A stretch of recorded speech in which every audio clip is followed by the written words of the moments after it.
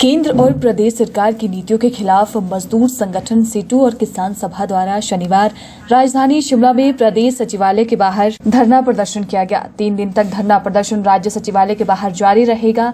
धरने प्रदर्शन के अंतर्गत मजदूर विरोधी 4 श्रम संहिताओं को रद्द करने के लिए मांग उठाई जा रही है। इसके साथ ही किसानों के लिए न्यूनतम समर्थन मूल्य की सुविधा मांगी जा रही है और साथ ही किसानों के कर्ज माफ करने और स्वामीनाथन आयोग की सिफारिशों को लागू करने के लिए केंद्र और प्रदेश सरकार को जताया जा रहा है। माकपा नेता राकेश सिंघा ने कहा कि देश भर में राज्य सचिवालय के बाहर धरना प्रदर्शन किया जा रहा है। 3 दिन तक चलने वाले धरने से केंद्र सरकार को चेतावनी दी जा रही है कि किसानों की मांगों को पूरा किया जाना चाहिए। उन्होंने कहा कि जब तक किसानों को उनका हक नहीं मिल जाता तब तक लड़ाई निरंतर लड़ी जाएगी। इन 3 सालों में मजदूर, किसान और मेहनतकश जनता इस देश की उनकी एक साझी समझ बनी है कि इस देश के अंदर अगर हम बदलाव चाहते हैं तो इस वर्तमान केंद्रीय सरकार जो एक कॉम्युनल और एक कॉर्पोरेट नेक्सस है उसको बदलना पड़ेगा। और पूरे देश का मजदूर किसान इस समय पूरे भारतवर्ष के अंदर हर राज्यों के अंदर इसी तरह से 3 दिनों के महापड़ाव में इकट्ठा हुआ है। हिमाचल प्रदेश में हिमाचल किसान सभा, CI2, दूध उत्पादक संघ, सेब उत्पादक संघ, टमाटर सब्जी उत्पादक संघ और जो जमीन के मुद्दे पे जो यहाँ पर संयुक्त किसान मंच बने हैं वो सब लोग इकट्ठे होकर संघर्ष कर रहे हैं।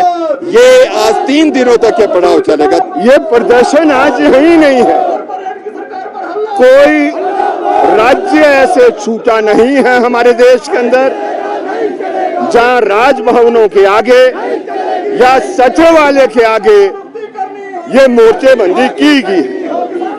3 दिन इस धरने की समाप्ति के बाद भारत सरकार को चेताया जाएगा कि ये अडानी अंबानी की नीतियां नहीं चलने वाली है।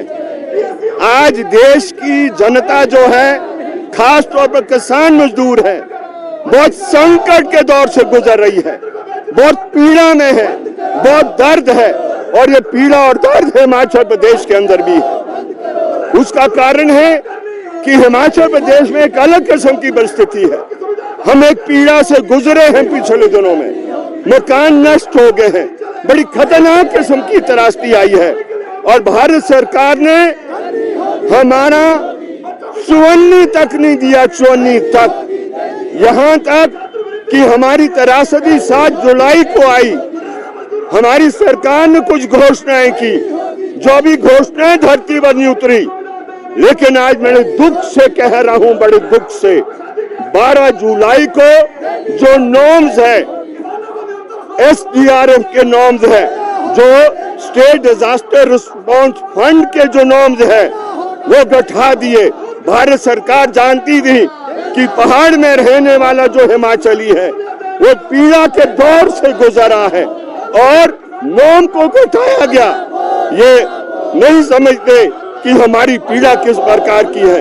हम भारत सरकार को कहना चाहते हैं, हम इस हिंदुस्तान के अंग है और हम सबसे बड़ी कुर्बानी देश के लिए देते हैं, चाहे सरहद पर देते हो या किसी और फील्ड में देते हो, लेकिन हमें हिंदुस्तान के नागरिक के रूप में आज भारत सरकार नहीं ट्रीट कर रही है। इसलिए 3 दिन के पड़ाव के बाद ऐलान इस देश में किया जाएगा कि आगे को बढ़ेंगे।